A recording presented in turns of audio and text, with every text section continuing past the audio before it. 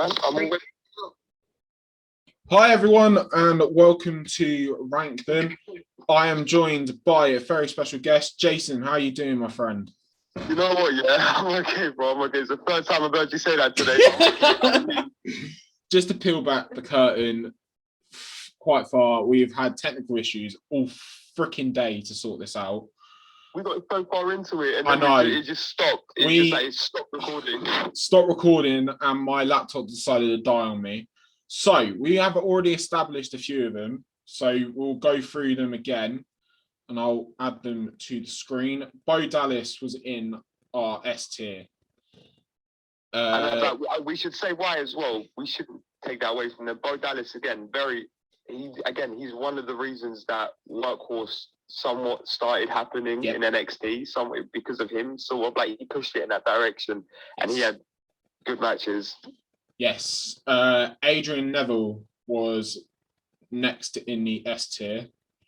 And again, that's because of he's the reason that he was the champion when NXT became the NXT we know today. Yes. So he main evented was it a rival? It was a rival, wasn't it? So he main evented a rival, won the title, and his matches with Tyson Kidd, the Fatal 4-Way, and of course his match with Sami Zayn was bonkers. Yes. Hey, can we swear? I keep swearing to a minimal. All right, well, it was bloody insane. There you go. Bloody insane. Next up, we've got Kevin Owens. Again. Sami Zayn. Again, he beat Sami Zayn. No. I'm just doing the S tier first, and then we'll go. Down again. Kevin Owens again, beast. As soon as he came into NXT, they took Sami Zayn, someone they've been pushing as the big underdog, and they made his title win about Kevin Owens. He took that title to the main roster, and he disrespected anyone and everyone he could see. Mm-hmm. Just GOAT. He's one of the GOATs of NXT. He's so good that they called him back for War Games. Yeah. That was a surprise and a half. And the fact that it bleeded into Survivor Series as well was really good. Yes, when it comes to storytelling and in-ring work, Kevin Owens is one of the few that can get both. I feel like literally they gave Chris Jericho a list, and I believe Jericho's the one that got it over, but Kevin Owens, he also played a big part in getting that over. Yes, 100%. He somewhat made Jericho relevant to what he said. 100%. 100% agree with you on that. Right, so we can actually put Finn Balor into S tier as well now because I've actually got a picture for him. Again, with Finn Balor, his first title reign was phenomenal, losing it to Samoa Joe, but his second title reign stands out the most for me because every match he's in, he has big fight feel, has the big fight feel of it, and he's bloody awesome. And it felt like whenever, like I said before, obviously in the other recording, we went into a lot more detail about this. But it was just Finn Balor, whenever he had that title with him, he made it the talking point. Like, for example, I really don't believe. Do you remember when Edge won the Rumble when he came down to NXT? Yes. I really don't think that would have happened if it wasn't for Finn Balor. No. Edge would not have gone down to spike that rating or whatever, but they wouldn't have focused. Well, maybe he'd have gone down to spike the rating because of the AEW, sure, but they wouldn't have put him in a segment with Pete Dunne. No. If Finn Balor wasn't the one spearheading that segment. 100%. So, next up on our S tier was Samoa Joe. Samoa Joe beat Finn Balor for it and then had the feud with Shinsuke. Again, Samoa Joe was very underrated in WWE, and the fact that they released him is freaking criminal. I agree. If you want to do anything, send him back to NXT, do what he did with Balor, and let him go on the run. Because when Samoa Joe do you remember Samoa Joe? I can't remember when, but when he was in TNA and he was with Taz and everything, and he felt like he could kill someone. Yes. Like, this was the Samoa Joe we had in NXT. He has such big fight feel with anyone. Sorry, carry on. Anyone against Samoa Joe always feels like a big fight feeling. Like, for example, Brock Lesnar.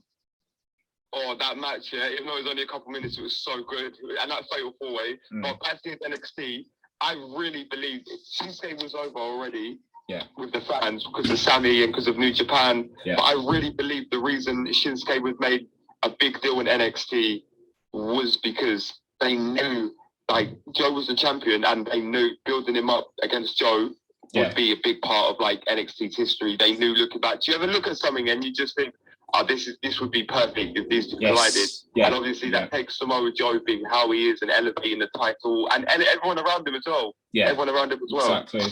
Right. Moving on to our A tier, we did have Shinsuke in there. Again, Shinsuke is a great fucking, excuse my language, that's my first and only swear, is a great wrestler. He didn't have enough challenges. He just, exactly, he was fight. It was the only reason because the main event scene around that time was literally Shinsuke and Samoa Joe.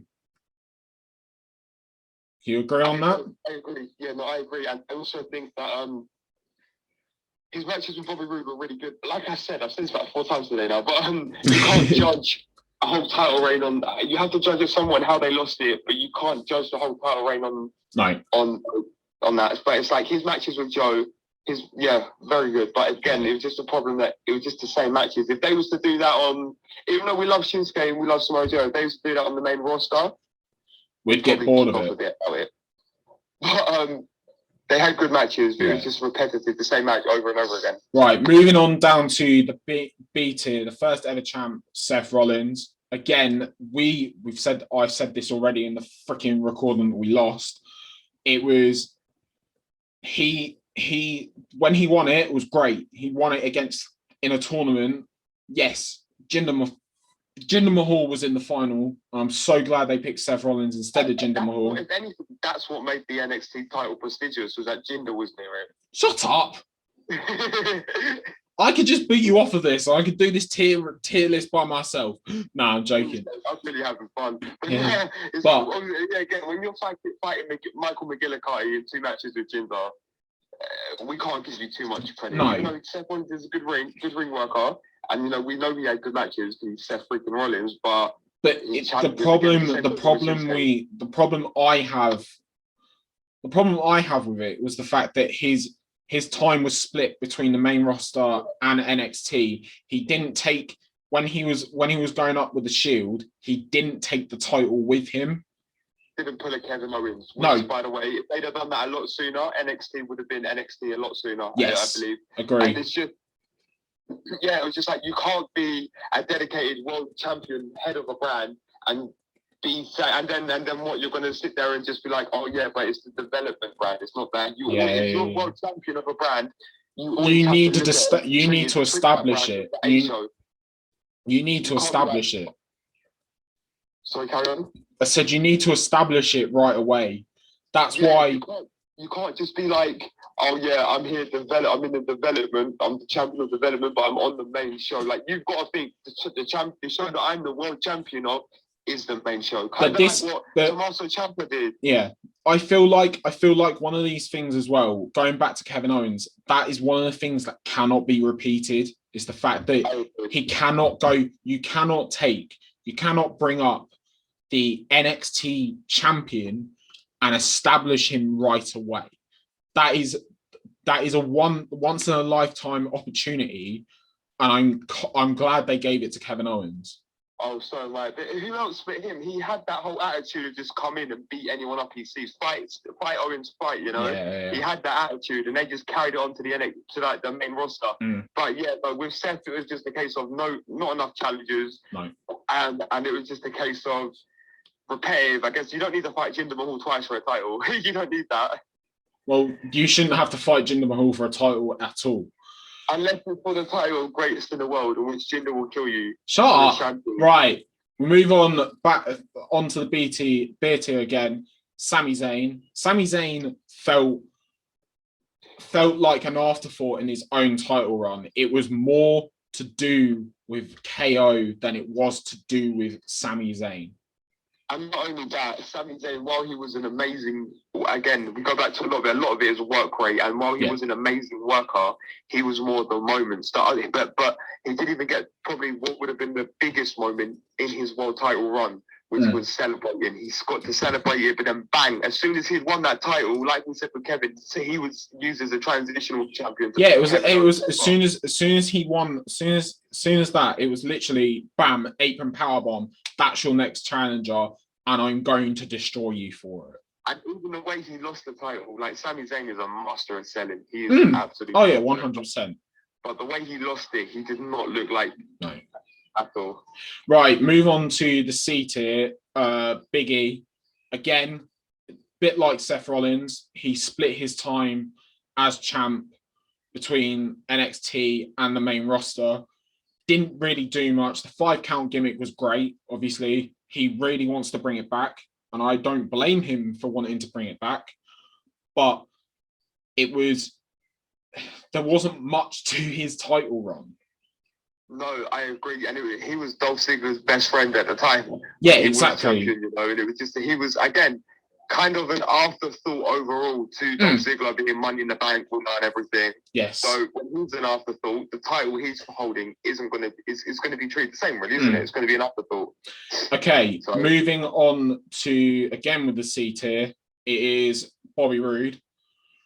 Predictable. Too predictable. Predictable. When he would win and when he would lose. And he wasn't, you'd think a champion like him would be built to think, I can beat anyone, or I can win, because that's what a champion should be. But there was no way he was going to beat Drew. And we knew that. He beat Atami. And probably his best match, or one of his best matches, other than Shinsuke, his best match was probably on a TV, on free TV. And if you're a champion, you want to have that big pay-per-view, so like Finn Balor does, or like he didn't have. It was almost like he was groomed for the main roster, but he was given the glorious gimmick, which is fine. The glorious gimmick is great, but it felt like a main roster gimmick than it did an NXT gimmick. Yeah, that's it. Like, it felt like someone, like, we're going to say this about someone else in a minute, but it felt like someone who should have just gone to the main roster. He felt diluted, is the best way to put it. Compared to seeing him in TNA, NXT, it just, as time went on, it kind of got a bit stale. Yes. Okay, so moving on to the last person in the C tier for now is Andrade. Again, I've said this already, but outside the match against Gargano, I think we need to move Andrade up personally. And again, as I said this off stream, but I just want to say this like on the thing, because she's going to watch the video, so I've kind of got to put it in there. Basically, Andrade and Johnny Gargano's match is the reason my girlfriend is a wrestling fan. And Tyler, you know her, so you know she's quite stubborn. Yeah. So for her to sit there and change her opinion on laughing at it to, oh my God, what the hell, we just kicked out. How's it? Oh my God, what? I can't believe Johnny Gargano lost. Shows how good of a heel Andrade was. And his match with Gargano, he retained that well. Then they had another match on NXT TV where Gargano had to leave NXT. And I really think he needs to be SOA'd because he was... Okay, all right, because of the personal reason for it, I did enjoy his title reign. Didn't have much to... Again, like I said, admittedly, didn't have much to do. But I reckon we move him top of A tier. Agreed. Yeah. Thank you. You're welcome. You just got me brownie points on YouTube. Thank you. So we move on to Drew McIntyre, which unfortunately is in D tier.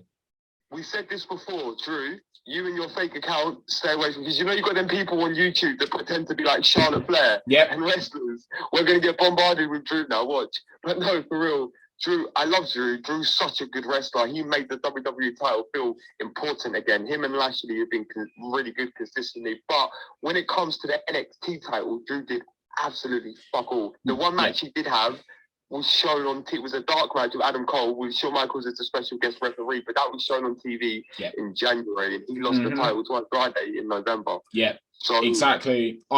Drew did absolutely nothing with the belt. It is nothing against him.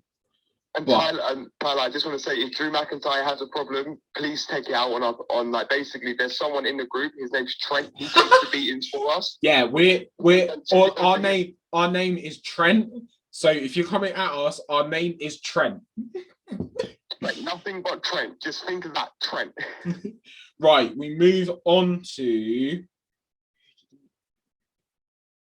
Yeah, so we move on to Aleister Black.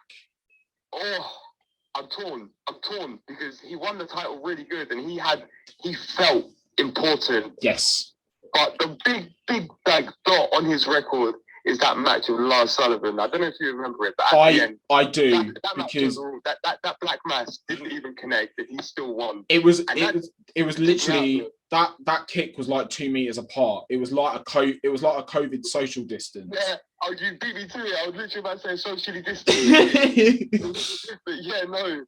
He's a good champion though. He had a good run and he felt important. I wish if he wouldn't have been injured, apparently the plan was going to be Gargano versus Black versus Champa. Yeah. Could you remember we got So basically it was going to be Gargano versus Champa versus Black, which would have been so good, but we can't book on the probability. It needs to be on what happened. Yeah, and I think with the only mark on his record, with being that Lars Sullivan match, I personally top a B tier. Yeah, I agree, B, because again, when the match he had with Andrade at New Orleans, oh God, by the way, I'm so lucky we recorded this earlier. Like, we had to re-record this because earlier on, we couldn't remember New Orleans. We couldn't remember the name for it. So we would have got killed. We would have been killed, but no. Oh, the comment section would have come after us. We would have to disconnect. We'd have to, like, disengage the channel and everything like that. An apology video. We would, When you're mad, our name's Trent.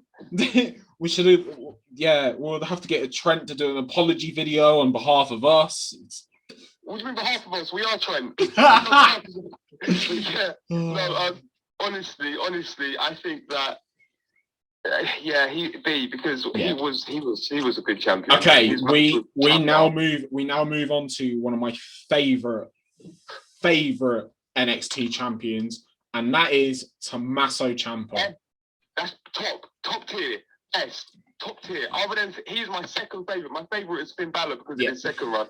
But Champa, oh my God, I've never seen no one put a title over so much. He was obsessed. Even when he lost that title, he was torn. And he was obsessed with it. With Gargano, Black, Velveteen Dream. Wow. He was obsessed with the title, and it showed massively how obsessed he was with that title. When John Cena came in and left his mark on a title when he discredited it in a certain way by having a spinner on it after a certain time. Yeah. Right, he did that, but that was replaceable. When people are still to this day calling the NXT Championship oldie because of him. Yeah. Wow. And I'm not being funny. His match with Velveteen Dream at War Games, take away all Velveteen Dream's allegations.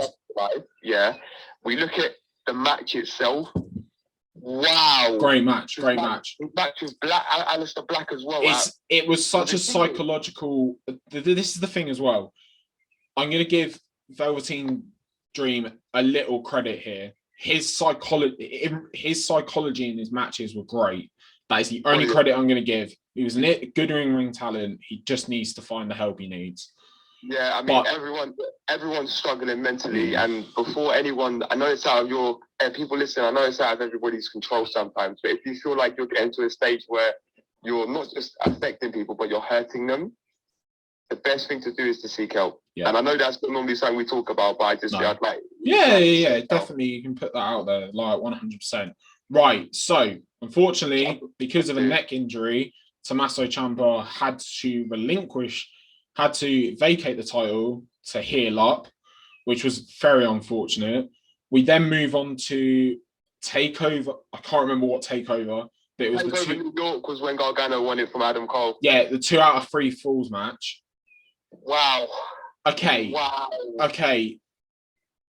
Based on Gargano's in-ring talent, I would put him top very tier.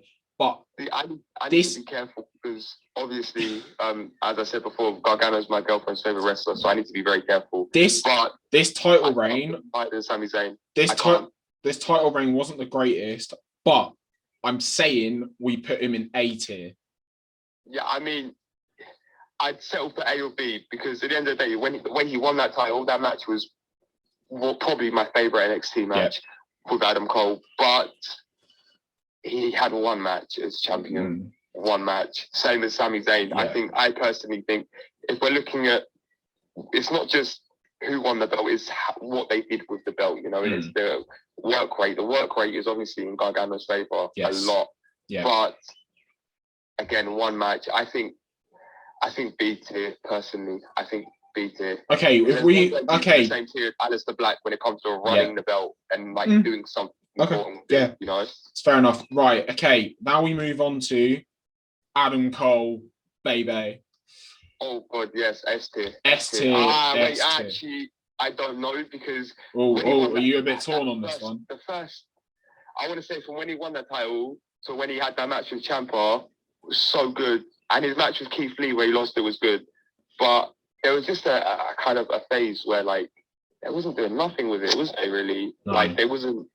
He had an on and off feud with Velveteen Dream, but he wasn't really doing nothing. But saying that, with what he did do, insane. His match with Champa, his matches with Gargano. I would say, on a personal level, we put him top of A. Okay. Top of A tier. He wasn't. Yes, he's the longest reigning NXT champion, but he's not. I feel like he's not on the level of a Finn Balor or a Kevin Owens. Yeah, A tier. But saying that, I hope he does get another title run. Yeah. Okay, we move on to now Great American Bash Night, Week 2, the double championship on the North American Championship and the NXT Championship. You can't forget about Keith Lee. I did, but I think he's bottom personally because he had the same problem as Drew. I agree. Such a good wrestler, but he was really good in NXT. Yeah. And I think they pulled the trigger on Cross a bit too soon. Yeah. I think they should have given Keith Lee a bit more of a reign with it. At least until War Games, because at the end of the day, Keith Lee, he's a really, really good wrestler. His size and speed, I don't need to say that, everybody knows that. But when it comes to the title, the NXT World title, he had one match. There were two matches. I'm pretty sure he had a match against Donovan Dijakovic. But even that was used as an angle for his match with Karen Cross. It was a big case of Sami Zayn, Kevin Owens. Don't forget, before Keith even won the title, Cross was coming out with the Hourglass, TikTok, everything. Yeah. So, transitional champion, unfortunately, and he should be at the bottom. Yeah, I agree. So, we move on to the current reigning and defending NXT champion, Karrion Kross. He won it at TakeOver 30 against Keith Lee. Unfortunately, he was injured and had to vacate it. But when he come back, he was put into different feuds, like one with Santos. He was built back up to the title.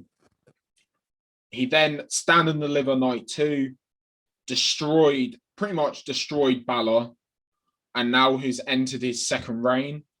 I personally, because we haven't seen much from him, I say C tier for now. I agree, and that's purely as well because he if anything, either him and Balor should have main evented Night 1 of Stand and Deliver. Yep. They should have main evented the world title, and I think personally that I get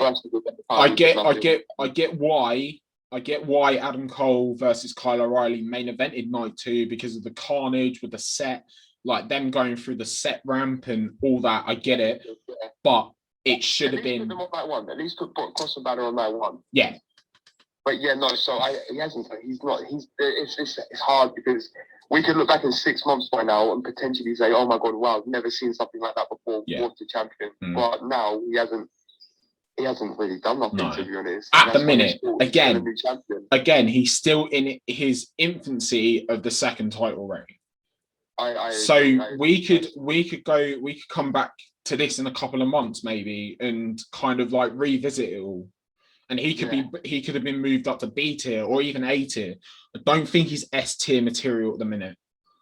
I think personally we'll look back at him as a really good monster champion. Yeah. But I don't think we'll put him on the same level as Kevin Owens, Finn Balor, Tommaso Champa. But I think, like you said, C tier, and that's purely, again, I don't want to wake up to an hourglass in my room. So I'm going to say I like him. I do like him. I do like Karrion Kross.